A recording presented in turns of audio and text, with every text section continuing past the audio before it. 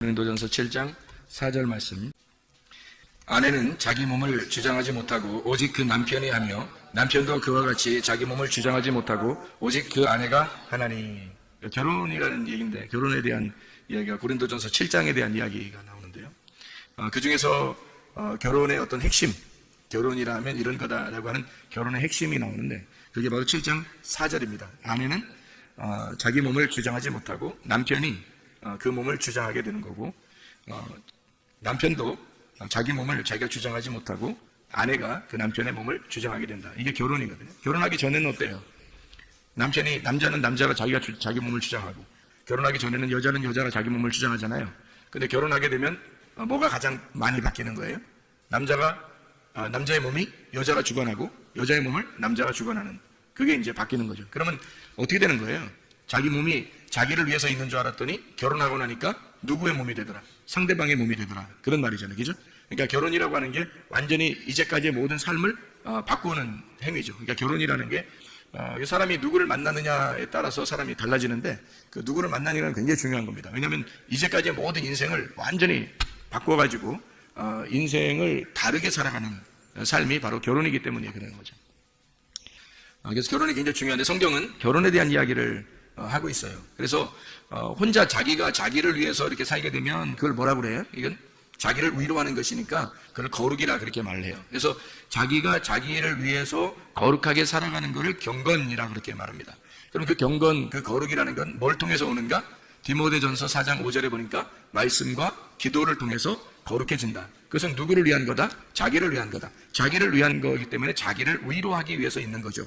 자기를 위로해서 있는 거, 자기가 자기를 사랑하는 거, 이거를 뭐라고 그러냐면 성경에서는 거룩이라 이렇게 말하는 거예요. 자기가 자기를 사랑하는 거를 거룩이라 말하는 거고, 그럼 성경에서 말하는 사랑이라고 하는 건 뭘까요? 사랑이라고 하는 건 상대방이 없으면 의미가 없는 게 사랑이에요. 거룩은 자기 혼자 해도 되지만 사랑이라고 하는 건 혼자 할 수 없는 거예요. 상대방이 반드시 있어야 사랑할 수 있는 거거든요. 그래서 너희가 하나님을 정말로 사랑하라, 하나님을 몸과 마음을 다하여 정성을 다하여 하나님을 사랑하라. 그게 뭐예요? 이게 그렇게 사랑하라는 게 뭐 할 때 그 사랑하라는 거야? 예배할 때 사랑하라는 거야. 예배. 그러니까 자 봐봐. 너희의 몸과 마음과 정성을 다해서 뭐 어떻게 하라고? 사랑하라고. 그 사랑한다는 거 이거 어떻게 뭐 할 때 그 말을 쓰는 거야? 예배할 때 그 말 쓰는 거지. 그러니까 네 몸과 마음을 다해서 정성을 다하여 네 영과 혼과 몸이 합해서서 하나님 앞에 예배해라. 그것은 사랑하라는 말이죠. 그게. 그러니까 혼자 거룩한 척하는 것은 예배가 아니란 말이에요. 그러니까 혼자 있는 것은 자기가 자기를 위로하고 혼자 경건하고 거룩하고 아무리 그렇게 해도 그거는 자의밖에 되지 않는다는 거죠. 자의. 자기가 스스로 위로하는 것밖에 되지 않는 거예요. 그러면 자기한테는 만족이 있고 자기한테는 기쁨이 있겠지만 전혀 다른, 이 몸에 원래 하나님이 만드신 목적이 있을 거 아니에요. 그래서 자의가 안 된다는 말은 이게 자기 몸을, 하나님께서 몸을 만드신 목적은 상대방을 위해서란 말이에요. 그러니까 성경에서의 창세기부터 요한계시록까지 모든 가르침은 다 어떤 의미라겠어요? 부부에 대한 이야기잖아요. 그죠? 그러니까 창세기에 천지창조를 하고 난 다음에 남자와 여자를 만드신 이유가 둘이 부부가 되기 위해서예요. 그리고 요한계시록에서는 결국에 새 예루살렘이라는 신부가 신랑 대신 예수님을 만나는 장면을 이야기하려고 성경을 쓴 것이니까 결혼이라는 것만큼 거룩한 것은 없는 거죠. 결혼이라는 것만큼 사랑이라는 건 없는 거예요. 성경에서. 그래서 하나님의 속성을 두 가지로 표현한다면 거룩과 사랑이다. 그 이 두 가지 속성을 가장 잘 나타낼 수 있는 게 바로 뭐냐면 스스로 자기를 거룩하게 하느냐 아니면 남을 위해서 살아가는 사랑이냐 이거죠. 그러니까 스스로 자기가 위로하는 자의, 이건 안 된다는 얘기고, 사랑, 다른 사람을 위해서 존재하는 나, 이런 사랑은 필요한 거라는 거죠. 그러니까 사랑을 위해서 내 자신을 거룩하게 준비하는 거거든요. 자, 성경에서 음녀는 예수님의 신부가 될 수 있어요, 없어요? 없죠. 음녀는 예수님의 신부가 될 수가 없어요. 그러니까 거룩한 신부만 예수님의 신부가 될 수가 있거든요. 거룩한 준비를 하는 이유는 뭐예요? 신랑 대신 예수님을 만나기 위해서라는 거죠. 그럼 만나면 어떻게 돼요? 만나면 서로가 자기 게 아니라는 거죠. 자기의 거룩은 자기 게 아니라는 거예요. 그죠? 상대방 거라는 거야. 그럼 그분의 거룩함도 누구 거라는 거예요? 나를 위해서라는 거죠. 그럼 나의 거룩함은 주님을 위해서, 주님의 거룩함은 나를 위해서라는 거죠. 그럼 이걸 뭐라고 그러면 예배라 그렇게 말하는 거란 말이에요. 제가 말하는 것은. 그러니까 이걸 사랑이라 그렇게 말해요. 그러니까 서로 사랑한다라고 하는 이 말이 예배라는 거죠. 그러니까 예배라고 하는 건 서로 교통하는 것이고 서로 사랑하는 것이다. 서로 만나는 거다. 성경에서는 예수님을 아는 것이 영생이라고 그랬잖아요. 그럼 그 아는 것이 뭐라고요? 히브리 말로 야다라고 그랬죠. 그 야다라고 하는 건 어떤 의미를 가지고 있다고요? 야다 하면 아들을 낳아요. 그 야다라고 하는 게 동침이란 말입니다. 그 동침에서 알게 되면 서로 하나가 되면 서로가 자기가 자기를 주장하지 아니하고 자기 것을 상대방에게 줌으로써 그 상대방이 자기를 점령함으로써 그래서 갖는 야다죠. 그 야다를 하게 되면 하나님의 아들이라는 예수를 낳게 된단 말이에요. 그게 성경의 그 거룩함이에요. 그래서 성경에서 가장 거룩한 것은 결혼이에요. 부부라고 하는 게 가장 거룩한 거죠. 그래서 부부라고 하는 이 결혼이 가장 거룩한 그 거룩한 아들을 낳는 것을 성경의 목적이라고 하는 거죠. 성경의 목적. 그러니까 여러분과 제가 하나님의 아들이 되는 거, 하나님의 아들이 되는 것을 그렇게 만들어 나가려고 하는 그게 하나님의 창조예요. 우리를 창조하신 목적. 그것은 우리를 하나님의 아들 삼아서 하나님의 아들로 만들어 나가는 거란 말이죠. 자, 뭐예요? 그러니까 그리스도와 교회가 서로 만나서 하나님의 아들이 만들어지는 거죠. 그리스도의 교회가 하나님의 그 그리스도의 몸이에요. 그러면 그리스도의 교회하고 신랑 되신 예수님하고 만나면 어떻게 돼요? 우리가 그 안에서 태어나는 거죠. 우리가 하나님의 아들로, 그 거룩한 하나님의 아들로 태어난단 말이에요. 그 신부라는 교회에서. 이해가 되겠어요? 그 신부인 교회가 어머니가 되는 거죠. 그래서 하나님의 아들이 태어나는 거니까. 근데 여러분과 저는 교회라고 하는 어머니를 통해서 그 어머니의 자궁에서 나온 하나님의 아들이 되는 거라는 거죠. 그러니까 교회가 얼마나 중요한 것이냐 하는 얘기입니다. 성경에서 그리스도와 교회를 빼놓고서는 성경이 이루어지질 못하죠. 신랑과 신부를 빼놓고서는 성경이 이루어지지 못하는 겁니다. 이게 무슨 음란한 이야기나 뭐 조속한 이야기가 아니에요. 이게 굉장히 거룩한 이야기입니다. 하나님 안에서 이것만큼 거룩한 이야기가 어디 있어요? 자기가 자기를 주장하지 못하고 자기가 자기의 거룩을 위해 살지 아니하고 자기가 자기를 위로하려고 살지 아니하고 자기가 자기의 기쁨을 위하여 살지 아니하고 상대방의 기쁨을 위하여 상대방에게 나를 포기하고 주는 행동이잖아요. 그런 행동. 그러니까 그걸 성경에서는 결혼이라고 그러는 거죠. 그래서 사랑은 가장 고귀한 거고 고결한 것이다. 사랑만큼 순결한 것은 없다는 것입니다. 그래서 사랑은 사랑과 이 정욕이라는 음욕하고는 차이점이 뭐라 그랬어요? 이 음욕을 품었다. 사람들이 음욕이라는 말은 정욕이라는 거죠. 음욕을 품었다라고 하는 그 음욕이라는 로마서 1장 26, 27절에 음욕, 오렉시스라고 하는 이 욕망, 남자가 남자를 여자가 여자를 자기가 자기를 위해서 살아가는 거 이거를 하나님의 원래 순리하고 바꿨단 말이에요. 그래서 영리라 그렇게 말하는 거예요. 하나님의 순리는 하나님의 계획, 하나님의 울타리 속에서 하나님이 정하신 그 울타리 안에 하나님의 계획 안에서 혼이 생각을 가지고 행동하는 걸 말하는 거예요. 그걸 순리라 그렇게 말하는 거고요. 영리라고 하는 건 그냥 자연적으로 자기가 태어났으니까 본능에 충실하여 사는 거. 그냥 본능적으로 살아가는 거잖아요. 그걸 영리라 그렇게 말하는 겁니다. 그러니까 쟤는 이렇게 본능적으로 사냐 애가 그렇게 하는 건 영리로 사는 거예요. 그게 원래 자연스러움이 아니란 말이에요. 하나님의 그 자연스러움은 반드시 어떤 울타리를 쳐준단 말이에요. 울타리를 쳐주고 그 안에서 자유하라고 말하는 거죠. 그러니까 방탕과 자유는 차이가 있는 거죠. 사람들이 구분을 제대로 못하면 방탕과 자유가 구분이 안 되면 그냥 막 자유한 줄 아는데 그게 아니고 방탕이라는 건 울타리가 없는 자유함이고 자유는 진정한 자유는 울타리가 있는 자유함이란 말이에요. 그래서 울타리가 있는 자유함은 반드시 어디서 나오냐면 진리 안에서 나오게 돼 있죠. 그러니까 진리가 있어야 그 안에 자유가 오니까 진리가 너희를 자유케 만든다 이렇게 말하는 거죠. 진리를 모르고서는 자유가 있을 수 없는 거죠. 진리를 모르는 상태에서는 다 방종이란 말이에요. 방탕함이란 말이에요. 이게. 그럼 우리는 이제 뭐를 설명하려고 하는 거냐면 이런 거예요. 음란이라는 게 사랑이라는 거하고 음란이라는 게 차이를 우리가 모르면 이게 차이를 모르면 음란과 사랑이라는 게 거의 뭐 같은 것처럼 보이잖아요. 육체적으로 보면은. 그런데 결혼이라는 어떤 울타리를 통해서 그 안에서 사랑이라고 하는 걸 나눈다면 이거는 음란이 아니란 말이에요. 이건 더러움이 아니라고 깨끗한 거라고요. 거룩한 거라고. 그런데 결혼을 벗어나서 이것을 결혼이라는 울타리를 벗어나서 자기의 그 정욕, 자기의 사랑을 갖다 나누려고 한다면 그것은 음란이라고 이렇게 말하는 거예요. 더러움, 방탕이라고 말하는 거죠. 그러니까 이 울타리라는 진리가 굉장히 중요한 거죠, 우리에게는. 이 말씀이라는 그 진리 안에서 우리가 자유해야 된다는 그런 말이고 그래서 사랑이라는 건 거룩하고 고귀하고 순결하고 울타리가 있는 자유지만 음란이라는 음욕은 정욕적이고 더럽고 울타리가 없는 방탕을 의미하는 것이다. 이렇게 볼 수가 있는 거죠. 자, 우리가 그러면 이 사랑이라고 하는 걸 다시 한번 잘 생각해봐요. 예배라고 하는 게 뭐라고요? 결국엔 사랑이라고요. 근데 그 사랑을 내가 나를 사랑하는 사랑이 아니라 내가 남을 사랑하는 사랑이 진짜 예배라는 얘기죠. 그러면 남을 사랑하는 게 신부가 사랑할 수 있는 대상이 누구밖에 없어요? 신랑밖에 없는 거예요. 신부는 신랑밖에 사랑할 수가 없어요. 신랑은요? 신부밖에 사랑할 수가 없거든요. 그래서 신부가 신랑을 사랑하고 신랑이 신부를 사랑하는 것이 그것을 결혼이라 예배라 그렇게 말하는 거예요. 이게 서로 사랑인데 이 서로 사랑한다는 그 서로 사랑이라는 그 예배는, 그 사랑은 예배를 말한다. 신랑이 신부를, 신부가 신랑을 사랑하는 것을 말한다. 이것을 예배라고 한다. 그래서 이 사랑이라고 하는 단어를 성경에서는 아가페 사랑이라고 하는 말하고 필레오 사랑이라는 말을 썼어요.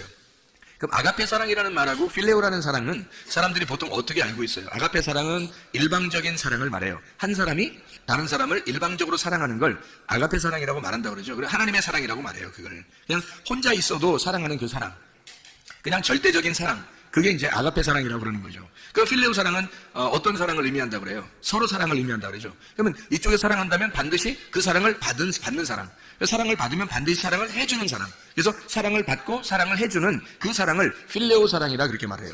그러면 아가페 사랑과 필레오 사랑에서 어떤 게 더 사실은 완성적인 것이냐 하면 아가페 사랑이 필레오가 되면 더 완전한 사랑이 되죠. 완성된 사랑이 되는 거죠. 그래서 예배라고 하는 것은 실제로는 하나님이 아가페 사랑에서 우리에게 오는 것은 어떤 면에서 일방적인 거죠. 그는 우리가 그 사랑을, 아가페의 사랑을, 예수님이라는 그 아가페의 사랑을 깨달았어요. 깨닫고 베드로가 요한복음 21장에 예수님을 두 번째 만나고서 그가 필레오 사랑한다고 고백할 때 그 사랑을 깨달았다는 얘기는 어떤 사랑을 깨달았다고요? 당신이 나를 위해서 죽으신 그 아가페 사랑을 깨달았습니다 하는 그 필레오 사랑합니다 라고 고백했던 그 베드로의 사랑이라고 하는 게 어떤 면에서는 예배라는 거죠. 그게 예배. 그러니까 예수님께서 나를 위해서 죽으신 그 사랑을 내가 깨닫고 내가 당신을 이제 드디어 사랑하게 되었습니다 라는 그 사랑은 이제 일방적인 사랑이 아니라 당신과 나의 사랑인데, 나는 당신을 위해서 사랑하게 돼 있고 당신은 나를 위해서 사랑한다는, 당신은 나를 위해 사랑했고 나는 당신을 위해서 사랑하겠습니다 라고 하는 고백이 필레오 사랑이겠죠. 그럼 그 말이 예배라는 얘기입니다. 서로의 사랑이고 서로를 위해서 내 몸은 당신을 위한 것이고 당신의 몸은 나를 위한 것입니다 라고 하는 그 결혼의 관계, 신랑과 신부의 그 관계를 설명해주고 있는 거죠. 그게 바로 뭐냐면 예배라고 하는 겁니다. 그 야다, 기노스코라고 하는 그 안다라고 하는 것은 실제로 몸과 마음으로 깨달아 아는 것을 의미하는 것이니까 이것은 스스로 위로하는 자위가 아니라 진짜 사랑이라는 거죠. 하나님과 우리와의 진정한 사랑, 그 필레오의 사랑, 예배가 성립된 서로의 사랑, 서로 통한 사랑, 통했느냐 할 때 그 서로 통하는 사랑, 그 서로 관계가 있는, 서로 통하는 사랑을 말하는 것입니다. 그래서 룻이라고 하는 사람이 친구라 그랬죠. 친구, 룻이라는 여자의 이름이 친구라 그래요. 그러면 룻이라는 사람과 보아스의 만남은 어떤 관계의 만남이라고요? 친구의 만남의 관계라고요. 그럼 친구는 어떻게 비밀이 있어요? 없어요? 없어요. 비밀이 없다는 말은 비밀이 벗겨졌다는 얘기고 이게 진리가 드러났다는 얘기거든요. 진리라고 하는 건 비밀이 사라졌다는 게 진리예요. 진리는 뭔가 감추어져 있는 것이 더 이상 감추어지지 않았다라는 게 진리라는 말이거든요. 그러면 반대로 거짓은요, 감추어져 있다, 아직도 깨닫지 못했다, 아직 모르겠다, 내가 저 사람을 모르겠다라면 거짓이란 말이에요. 그러니까 거짓은 뭔가 감추어져 있는 걸 거짓이라 그러고 진리라고 하는 것은 뭔가 드러난 것을 진리라 그렇게 말하는 거거든요. 자, 친구는 거짓이라는 비밀이 없어요. 이렇게 감추어진 게 없는 걸 친구라 그런다고. 요한복음 15장 13절부터 17절까지 말씀하는 거죠. 예수님이 우리를 갖다가 뭐라고 했다고? 친구라 그렇게 말했다고. 너희에게는 종이라 하지 않으니까 너와 나는 비밀이 없다 이렇게 말해요. 그 비밀스러운 게 없으면 진리 가운데 있는 거고, 진리는 우리를 자유하게 하는 거고, 그 진리라는 울타리를 통해서 그 안에서 마음껏 사랑하자라고 하는 게 주님과 우리와의 사랑이고, 그게 예배라는 것입니다. 예배가 그만큼 소중한 거고 그만큼 아름다운 거고 그만큼 사랑스러운 거예요. 예배라고 하는 걸 모르면 사랑을 나누는 예배가 안 되고 그냥 억지로 막 힘들지만 내가 와서 참여해서 예배를 드려야 하는 그런 율법적인 예배가 되겠죠. 그 말은 서로 사랑이 안 되는 거죠. 아직 통하지 않은 겁니다. 아직 예수님의 그 마음과 통하지 않은 거예요. 하나님의 마음을 모르고 그냥 일방적으로 예배를 드리는 거죠. 자기가 그냥 옳다고 생각하는 거, 자기는 그냥 이것이 옳다라고 생각해서 이렇게 하면 되겠지라고 생각하는 자기의 정답이 있는 거예요. 마태복음 5장에 보면 그런 말씀이 있죠. 5장 29절 30절의 말씀에 보면 오른 눈을 빼고 또 오른 손을 찍어내버려라 그런 말이 있어요. 그리고 천국에 들어가는 게 더 낫다 그런 말이 있거든요. 그 오른이라는 게 뭐예요? 오른이라는 게 옳다는 말이거든요. 옳다는 말. 네가 옳다고 생각하는 거, 너의 율법, 너의 말씀, 네가 생각하는 진리, 네가 생각하는 거, 하나님이 생각하는 게 아니라 네가 생각하는 진리, 네가 생각하는 옳다는 율법, 네가 생각하는 계명, 네가 생각하는 거 옳다고 생각하는 그거를 찍어내버려라는 거죠. 그걸 찍어내버리면 실제로 옳은 눈으로 오시는, 옳게 오시는, 옳은 손으로 오시는, 옳은 눈으로 오시는 그 주님이 너의 것이 될 것이라는 거죠.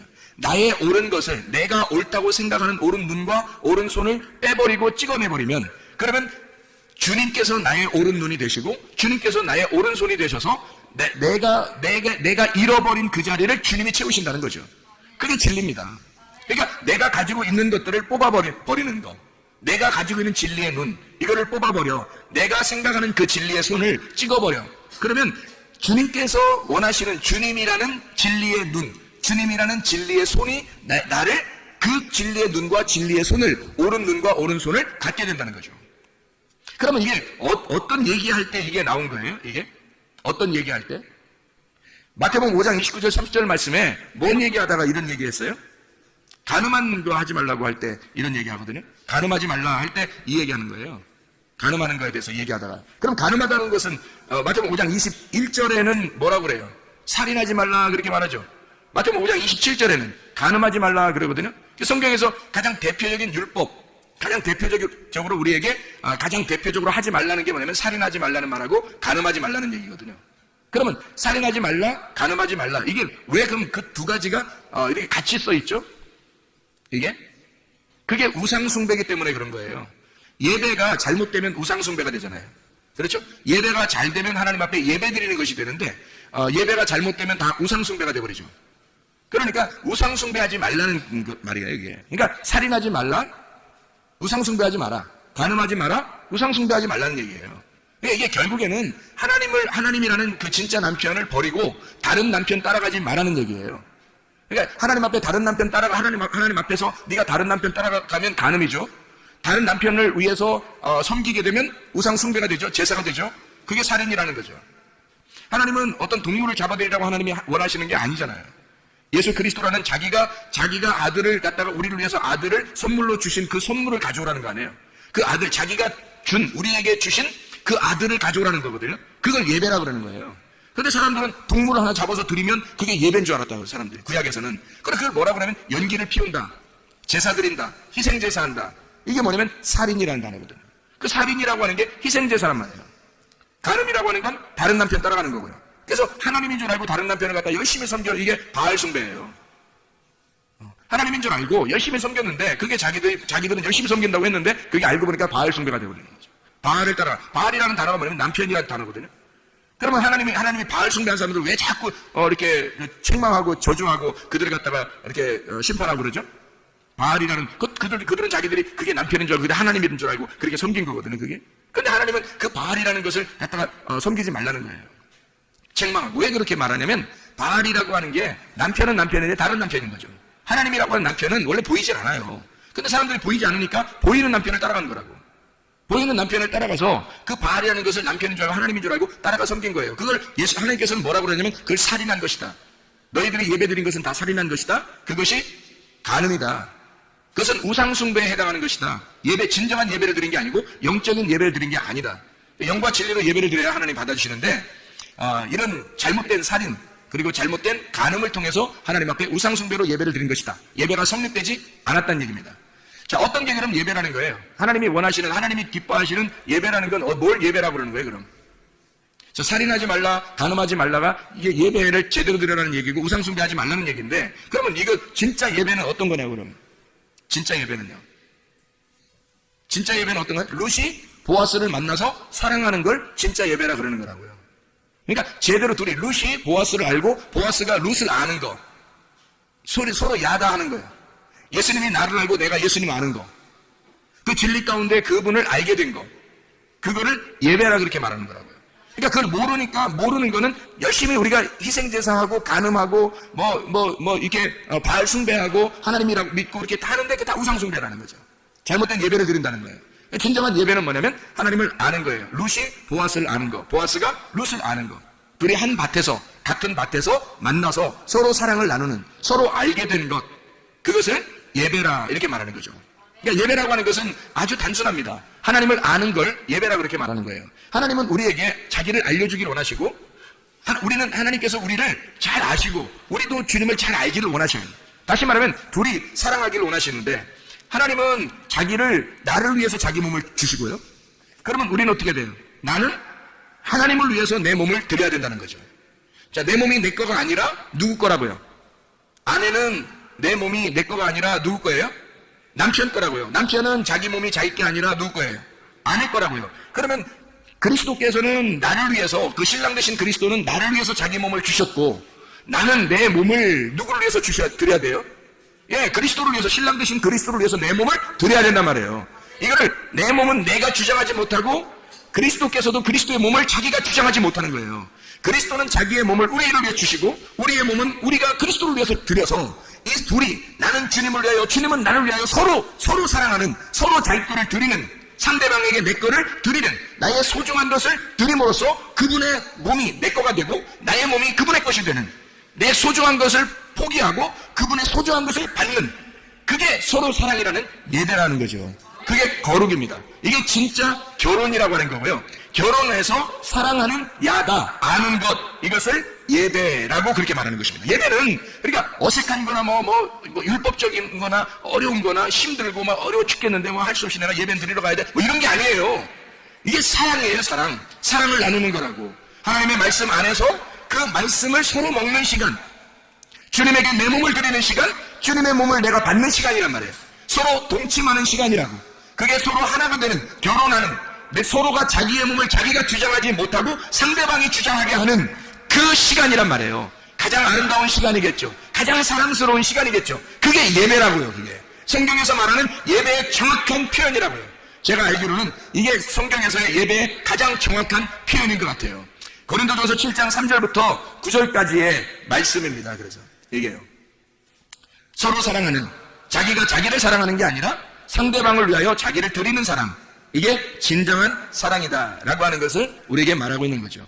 고린도전서 10장 1절부터 22절까지의 말씀을 여러분 이렇게 보면요, 고린도전서 10장 1절부터 22절까지의 말씀에 보면 거기에 홍해 바다를 건너는 침례가 나오고요, 영적 음식, 신령한 음식을 먹는다는 말이 나오고, 영적 음료, 신령한 음료를 먹는다는 말이 나와요. 이게 다 뭐냐면 성경에서 여기 고린도전서 10장에 1절부터 22절까지의 말씀은 다 같이 우상을 얘기하는 겁니다. 너희가 신령한 음식을 먹고 신령한 음료를 마시고 그리고 이 침례를 너희가 받았다 할지라도 그것은 다 무슨 행위냐면 외적인 우상 숭배라는 겁니다. 그거는 형상이라는 거죠. 우상이라는 겁니다. 형상. 그건 하나의 그림자예요. 그림자라고 하는 이 형상은 세메이온이라고 그래요. 이거 표적이라고 합니다. 사람들이 기적을 따르고 뭐 이적을 따르고 어떤 표적을 따른다는 그 표적을 통해서 하나님은 반드시 뭔가를 가르쳐 주려고 그러는 거예요. 예를 들어서 소경의 눈을 떴어요. 그러면 소경의 눈이 뜬 것은 뭐를 설명해 주게 한 것 같아요. 여러분이 성경에서 보면 반드시 진리의 눈이 가려졌던 것이 진리가 열어졌다는 것을 알려주려고 하는 거거든요. 그러니까 율법의 눈이 너희가 가려져 있어. 그래서 너희가 껍데기만 보고 있는데 이 껍질이 벗겨져 눈이 열려져. 사도 바울이 사울이었을 때 그가 눈이 가려져 있었는데 예수를 만나니까 눈꺼풀이 벗겨지는 것처럼 이렇게 진리의 눈이 열려지는 거, 이게 소경의 눈을 띄워주고 하시는 주님의 마음입니다. 그 말씀이거든요. 이것은 그러니까 소경을 눈을 뜨게 한다는 건 뭐예요? 그건 진짜 진리를 보게 하는 거예요? 아니면 그거를 알려주는, 이런 것이 있다고 알려주는 세메이온, 어떤 표적이에요. 표적이라고요. 그래서 기적을, 예수님이 가는 곳마다 기적을 일으키고 표적을 일으킨 이유는 바로 그걸 통해서 진리의 말씀을 설명하고자 한 것이었습니다. 근데 사람들은 그 표적을 따라요. 그 세메이온을 따라간다고요. 그게 바로 뭐냐면 손가락과 같은 거거든요. 세메이온이라는 건 손가락과 같은 거예요. 꽃을 이렇게 지시할 때, 이게 지적할 때 내가 손가락으로 꽃을 이렇게 지적하잖아요. 그러면 이 손가락을 사람들이 쳐다보면 되겠어요? 손가락이 지시하는 꽃을 쳐다봐야 되겠죠. 꽃을 쳐다봐야 되는데 손가락을 보고 있다고 사람들이. 자, 태양이 있는 것은 손가락과 같은 거거든요. 태양이 있는 것은 빛이 있다는 걸 알려주려고 그러는데 태양만 사람들이 아주 좋아한단 말이에요. 그러면 태양 숭배가 되는 거예요. 그러니까 손가락으로 꽃을 가리켰는데 꽃을 쳐다봐야 되는데 이 손가락을 바라보면 손가락 우상이 되는 거란 말이에요, 이게. 여러분, 여기 목사를 세워놨어요. 목사를 바라보고서 구원받는 게 아니거든요. 목사를 통해서 누굴 쳐다보라는 거예요. 이 손가락이라는 목사를 통해서 누구를 바라보라고, 실체이신 예수님을 만나라고 그러는 거거든요. 예수님을 쳐다보라고 중간에 손가락을 둔 거예요. 손가락으로 가리키는 거거든. 그게 손가락 같은 게 그림자 세메이온이에요. 저도 여러분 앞에 서 있는 표적이라고요, 이게. 그러니까 표적을 따라가거나 표적을 믿거나 하는 게 아니라고요. 표적을 통해서 반드시 실체를 만나야 된다고요. 태양을 통해서 빛을 만나야 되는 것처럼 세메이온이라고 하는 이 그림자, 다시 말하면 광야에서 사람들이 신령한 음료를 마셨어요. 침례를 받았어요. 홍해 바다를 건넜어요. 그리고 막 40년 동안이나 계속 내려오는 만나를 먹었어요. 그리고 신령한 음료를 또 막 마셨어요. 그렇게 하면서도 그들은 광야에서 다 죽었어요. 왜? 성경에서는 고린도전서 10장의 1절부터 4절에 계속 1절부터 22절까지 설명해서 왜 그런 이야기를 하나요? 이 표적을 통해서 그들이 표적을 맛보았지만 그러나 광야에서 다 죽었다. 너희들에게 이것이 본보기가 되어서 우리에게 와 있다는 거예요. 그래서 이 본보기에 대한 이야기를 하면서 나중에 뭐라고 얘기하냐면 고린도전서 10장 1절부터 22절까지 쭉 이렇게 설명하면서요. 뭘 설명하냐면 너희가 우상을 따랐다는 거예요. 그게 형상을 따라갔다는 거예요. 세메이온을 따라갔다는 거예요. 그림자를 따라갔다는 거예요. 그 표식을 따라갔다는 거예요. 그렇게 하는 것 자체가 주의 만찬도 마찬가지라는 겁니다. 주의 만찬도 떡과 포도주를 먹으면서 이게 무슨 예수님의 살이요 예수님의 피다 그러면서 그걸 갖다 먹고 마시면서 그렇게 먹고 마셨으니까 나는 주님과 함께 있겠지라고 하는 그렇게 생각하는 사람들도 있다는 거죠. 그게 아니라는 겁니다. 다시 말하면 그것도 역시 손가락에 불과하다. 그것도 태양에 불과하다.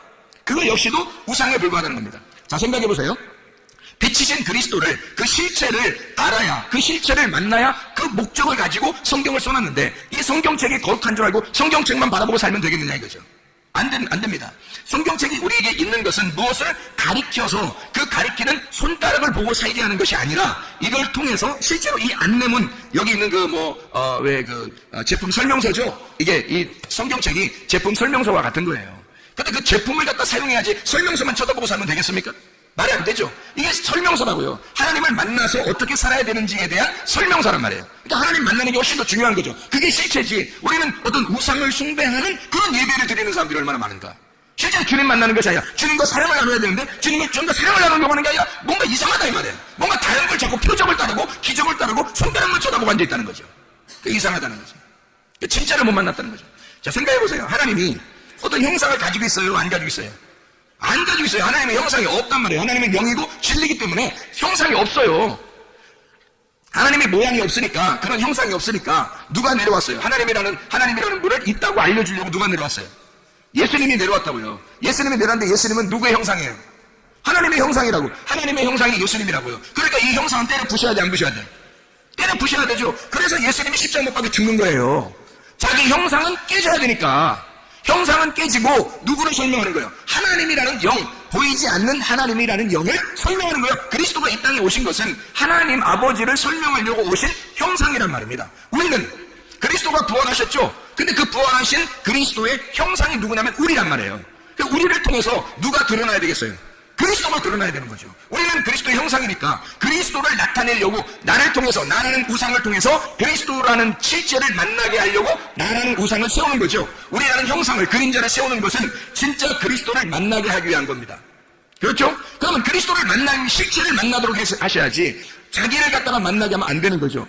그러니까 나는 나를 자랑해서는 안 된다는 겁니다. 그죠? 그러니까 나라고 하는 건 누구를 위해 존재한다? 그리스도를 위해서 존재한다. 그리스도는 누구를 존재한다? 하나님을 위해서 존재한다. 그리스도가 하나님을 위해서 존재하기 때문에 빌립보서 2장 5절부터 11절까지 말씀에 자기를 십자가에 죽기까지 복종하시다 그러는 거예요. 왜냐면 그분이 십자가 못 박혀 죽어야 하나님 아버지가 영광을 받고 드러나기 때문에 그렇습니다. 그 실체가 나타나기 때문에. 왜냐면 그분이 육체라고 하는 인간의 몸으로 오셔가지고 그분이 죽으셔서 부활하신 하나님이 계셔야 진짜 하나님을 알 수 있거든 우리가. 그래서 그리스도가 하나님을 소개하려고 이 땅에 오셔서 자기가 그리스도를 소개하고 하나님을 소개하고 마지막으로 자기가 십자가 못 박혀 죽으면서 다 완성했다고 말하는 겁니다. 그럼 우리들도 그리스도를 나타내려면 어떻게 해야 돼요? 자기 십자가를 지고 자기를 부인하고 따라가 내가 십자가를 지고 죽을 때 그때 완성된다는 거죠. 그래야 그리스도가 나타난다는 것입니다. 그렇지 않고서는 그리스도가 안 나타나는 거예요. 그리스도가 내가 하나가 되려면 내가 죽어야 그리스도가 하나가 되는 거죠. 그리스도가 하나님하고 하나가 되려면 그리스도가 죽어야 하나님하고 하나가 돼서 하나님으로 나타난단 말이에요. 이해가 되시죠? 그러니까 하나님을 나타내기 위해서 그리스도를 나타내기 위해서 내가 존재하는 거라는 거예요. 이게 다 모두 다 우상인 거죠. 자, 이스라엘 백성이 애굽에서 탈출해가지고 홍해바다를 건넌 것도 형상이죠. 그림자죠. 만나를 먹은 것도 그림자입니다. 형상이에요. 음료를 마신 것도 신령한 반석으로부터 나온 그 음료를 마신 것도 다 형상이에요. 그림자예요. 신령한 반석은 그리스도라는 거죠. 반석이 중요한 게 아니라 그래서 반석을 섬기는 게 아니라 그리스도를 만나야 된단 말이에요. 실제이신 그리스도를 만나는 것이 목적이라는 거죠. 하나님은 우리에게 영으로 진리 안에서 예배하고 함께 만나서 서로 사랑하자. 이것이 안 되면 너희는 우상 숭배하는 것이다. 우상 숭배는 살인하는 거야. 그게 다른 신을 섬기는, 다른 남편을 만난 간음하는 자이다. 이렇게 말하는 거죠. 그래서 우상 숭배는 살인이고 간음하다. 그래서 고린도전서 10장 1절부터 22절까지 말씀에서는 우상 숭배하지 마라. 그래요. 우상 숭배하지 마라. 그게 뭐 하지 말라는 말이에요? 살인하지 마라 그런 말이에요.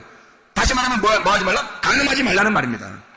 시험하지 말라는 말이에요. 원망하지 말라는 말입니다. 그럼 어떻게 해야 돼? 하나님의 성령 안에서 그리스도의 몸이 되어 교회로 하나가 되어야 된다. 이렇게 고린도전서 10장에는 설명해주고 있단 말입니다. 교회 안에서, 그리스도 안에서 우리가 교회 그리스도의 몸이 되어 교회로 하나가 될 때 이걸 깨닫게 된다는 거예요. 그렇지 않으면 절대 깨닫지 못해요. 자기는 자기가 자기를 사랑해서 자기가 자기를 위해서 살게 되면 절대 상대방을 이해할 수가 없습니다. 그리스도가 그리스도를 위해서 스스로가 살게 되면 우리는 절대 그리스도를 이해할 수가 없어요. 그리스도가 나를 위해서 죽으셨기 때문에 우리가 비로소 그리스도를 통해서 하나님을 알게 된 거죠, 여러분. 마찬가지예요. 그리스도께서는 우리에게, 자, 아내의 몸은 남편이 주장하고 남편의 몸은 아내가 주장하는 것이다. 그게 고린도전서 7장 4절의 말씀이에요. 아내는 자기 몸을 주장하지 못하고 오직 그 남편이 하며 남편도 그와 같이 자기 몸을 주장하지 못하고 오직 그 아내가 하나니. 이게 뭐라고요? 사랑이라고요. 이게 서로 사랑이라고요. 이게 부부의 관계라고요. 이걸 결혼이라고 말하는 것입니다. 결혼하기 전에는 자기 몸을 자기가 스스로 자위하고 자기가 자기 스스로 자기 거라고 생각했어요, 몸을. 근데 결혼하자마자 자기 몸이 자기 게 아니라 상대방의 것인 걸 비로소 깨달았단 말이죠. 그게 결혼이라고 하는 거죠. 자, 그리스도는 나를 위해서 자기의 몸을 주셨다고요. 나하고 결혼하기 위해서 자기의 몸을 나에게 주셨다고요. 그러면 나는 내 몸을 그리스도를 위해서 드리는 거란 말이에요. 그냥 네 몸과 마음과 정성과 뜻과 영을 다하여 혼을 다하여 네가 목숨을 다하여 하나님을 사랑하라 라는 말이죠. 그럼 네 모든 것을 다 드려서 예배하라 그런 말이잖아요. 진정으로 예배하려면 그렇게 하나님 앞에 자기의 몸을 다 드려서 하나님 앞에 예배하라. 하나님은 나에게 자기를 다 드려서 나를 위해서 자기 몸을 다 드려서 예배했다고요. 그러면 나는 내 것을 다 하나님 앞에 드려서 예배하는 것이 당연한 것이 아닌가. 그게 결혼이 아닌가 이 말이에요. 진짜 하나님하고 그리스도가 결혼해야 우리가 신부가 된 거고 그리스도의 신부가 돼야 하나님 나라에 가죠. 하나님 나라에 가야 하나님 나라가 된 것이고 하나님 나라가 하나님의 말씀인 거거든요. 여러분 천국에 가려고 우리가 교회 나왔는데 하나님 나라에 천국에 못 가면 안 되잖아요. 그럼 어떻게 할 때 천국 가요? 내가 그리스도의 몸이 됐을 때 그게 천국 가는 사람 백성이거든요. 그러면 어떻게 생각해봐요? 내가 그리스도를 위하여 내 것을 다 드렸을 때 그때 그리스도의 몸이 되는 것입니다. 그리스도가 나를 위해 자기 몸을 다 주셨기 때문에 그리스도는 내가 되신 거죠. 그리스도가 내가 되고 내가 그리스도가 될 때 그게 천국이라는 것입니다. 예배라고 하는 것은 서로 사랑이에요. 예배라는 것은 그리스도와 우리가 둘 다 사랑하는, 서로 사랑하는, 동침하고 야도하고 끼리스고 하는, 서로 몸과 마음으로 깨달아하는 그 아주 사랑스럽고 아주 아름다운 시간이 예배라고 이렇게 말하는 것입니다. 진정으로 예배 송구하는 주의 사람들이 다 되시기를 바랍니다. 우리 하나님 아버지 사랑과 은혜를 감사합니다. 아버지 말씀으로 충만케 도와 주시옵소서. 그리스도 예수 안에서 서로 사랑하고 주님과 우리가 서로 하나가 돼 진정으로 동침하여 그리스도 예수와 한 몸 된 그리스도 예수의 교회가 되어 그리스도 예수의 사람으로 살다가 주님 만나게 도와 주시옵소서. 예수 그리스도 주님 자신 이름으로 기도 올려옵나이다.